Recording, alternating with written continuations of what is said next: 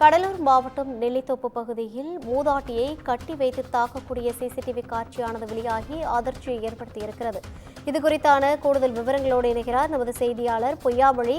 வணக்கம் பொய்யாமொழி. கடலூர் மாவட்டம் நெல்லித்தோப்பு பகுதியில் மூதாட்டியை மரத்தில் கட்டி வைத்து அடிக்கக்கூடிய காட்சிகளை பார்த்துக் கொண்டிருக்கிறோம். இதற்கு பின்னால் இருக்கக்கூடிய காரணங்கள் என்ன? கூடுதல் விவரங்களை பதிவு செய்யலாம்.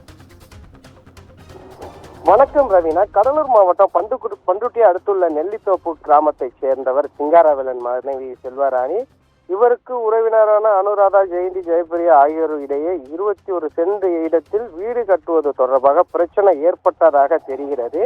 இந்த நிலையில் இவர்களுக்கு மீண்டும் ஏற்பட்ட தகராறில் பெண்கள் 3 பேரும் சேர்ந்து செல்வராணியை ஒரு மரத்தில் அவர் அணிந்திருந்த சேலையால் கட்டி வைத்து ஆடைகளை கிழித்து மானபங்க செய்ததாக தெரிகிறது.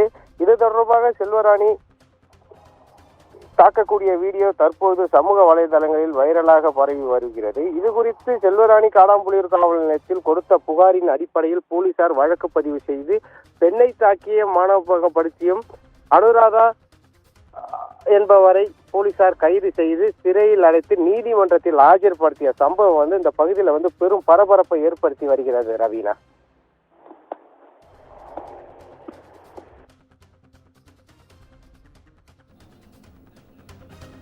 கூடுதல் விவரங்களை வழங்கியமைக்காக நன்றி பொய்யாமொழி.